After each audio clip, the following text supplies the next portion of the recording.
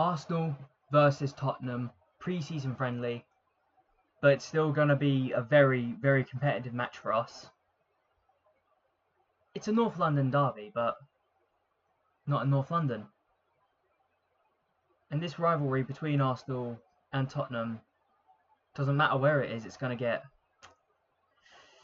a bit iffy. But regardless, for not just for the sake of like a win, for the sake of pride, Arsenal has to win. Currently, we're 2 for 2 against AC Milan and against Newcastle, and we've got to win again. We've got to win again against our biggest rivals, go 3 for 3. It'd be some good momentum going into the season, definitely, knowing that you've beaten your rivals again. But on top of that, this will also be a good opportunity to have a look at Victor Gyökeres, who, from what I understand, is going to be available for the game. Now, if we do have Victor Gyökeres available, I do expect him to play, but my opinion might be a bit different from other people, and I'll explain why in a moment. But definitely, I do want to see him play. But we're going to get straight into this now. Starting lineup. What do I think is going to happen? I'm going to start with David Raya in goal. I think David Raya has been the starter in goal, but I do think he's going to get moved on with Kepa. And I do think Kepa's played quite well so far, especially in that penalty shootout. Unfortunate not to win it, but it's not really heartbreaking. But other than that, Kepa's played really well. He hasn't had too much to ask of him yet, but still, the fact that he managed to save how many penalties was it? I'm not even sure. But the fact that he managed to save all those penalties proves that he should definitely be our penalty stopper coming into the season. But for now, David Raya, I think he's the more proven one there right now to play out the matches. I don't have too many problems with David Raya other than his distribution. But other than that, not really any complaints. And now back into our defence. I'm going to put William Saliba, and again, I've been very impressed with him so far.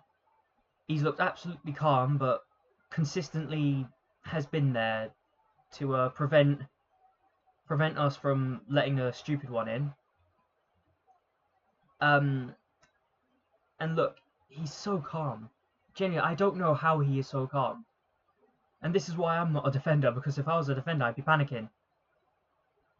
But regardless, William Saliba, he's just got that talent, that defensive talent that really, really puts attackers on edge. And I do think he will be important as well for this game, even if it's a pre-season. And next to him, I've gone with Calafiori. I've heard that Calafiori's injury isn't very serious, and that it was just a precaution. Thank God, because we don't need another injury again, especially with Gabriel Magalhaes, who I've heard absolutely nothing about. I don't know if he's been injured or if...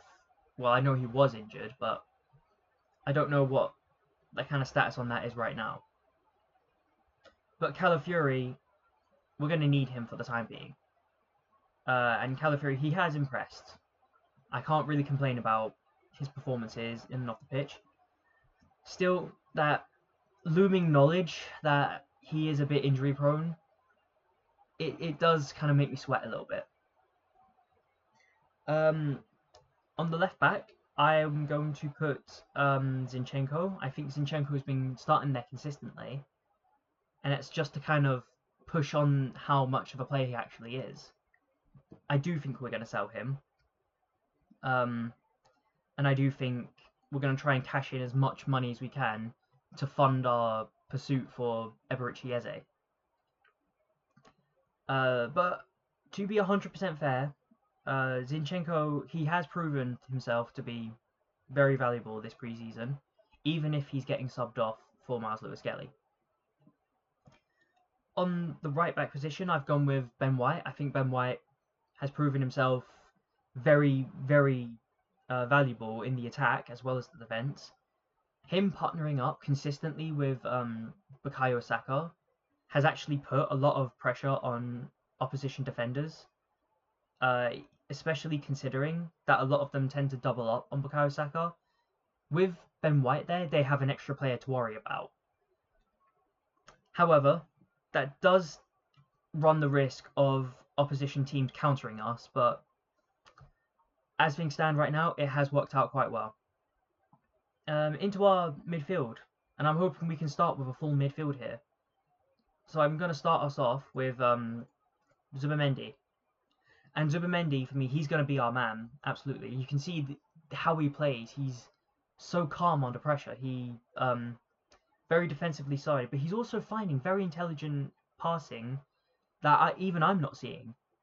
Genuinely, I'm very impressed with what he's done so far. A little bit early right now to give him full praise, but it is definitely a good sign. And I do want to see what happens when he starts. In the centre mid position, I've gone with Declan Rice. Declan Rice, he's going to be probably our main man there, really. He's the one that everyone talks about. And the way that he holds the ball, the way that he moves around with it, I can't say anything short of spectacular. And we're going to need that as well. We're going to need that kind of player in the midfield, especially when we're dealing with the left wing. And that is his favourite overall position, to pass over to the left wing. And that left wing position will definitely need the support. I've also gone with Martin Odegaard as the other centre mid, and he is a creative talent, don't get me wrong. I just really don't feel comfortable whenever he takes any form of set piece. When he's taking a free kick outside the box, I'm absolutely 99% convinced it's going to hit the wall every single time. On penalties, yes, he did score one, and I'm thankful for that. But still, I can't lie. In that match against Newcastle, when I saw him step up to take the penalty, I was shitting it. But he put it away. Hopefully that does him the world of good for his confidence. He's definitely going to need it. But in open play, I'm very happy with him as a player. The way that he finds the passes, the way that he dictates the game, it's just keep him away from the set pieces, really. Keep him away from those set pieces. And in our attack, Bukayo Saka, obviously. The thing about Bukayo Saka is that as good as positions that he's getting, he is also getting doubled up on quite a bit. I do still think he's an absolute talent, and especially even what he does getting doubled up on. Occasionally, however, I do think he needs a bit of assistance. And I'm surprised he's not getting it as often as one would think, but still. Aside from that, I can't really say much negative about him. I think he could do really with getting another goal. I think that would really elevate his confidence more than anything else. I know he got a goal against AC Milan. He got the winning goal there. But I do think he could do with another goal just to really, really boost that confidence for him. On the left wing, I've gone with Martinelli. And as much as I value Trossard and what he does, I think Martinelli, the way he works so hard. And not just aggressively, but defensively as well. And I value that hard work that he puts into it. He'll run up and down a pitch for you. It's just he needs that little bit of creativity taking players on. Trossard, whilst I appreciate that he does definitely have a bit more of an attacking presence, last game, especially in the first half of last game, he couldn't beat anyone. And in the second half, it completely turned around. Don't get me wrong, but still, I think for now, if we get Martinelli in and then have Trossard come in as an impact player, I think that would be best for us. And here's where it's going to cause a lot of debate here. I've actually said that in the striker position, I'm going to start with Kai Havertz. And I know that's going to cause a bit of debate, but my reasoning behind this is that yes, whilst I am incredibly excited to see Victor Gyökeres, I've seen a few clips of him in the training grounds as well, and he looks absolutely phenomenal. But I think just starting him now with the very few training sessions he's actually had, I think that might put a bit too much pressure on him. And I would much rather play Kai Havertz at first and then bring Victor Gyökeres in.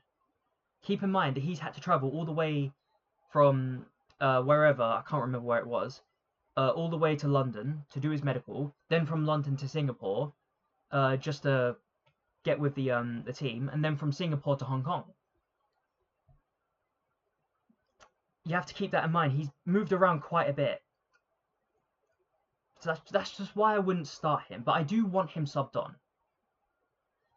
And I know it's going to cause a little bit of a controversy, but I'm not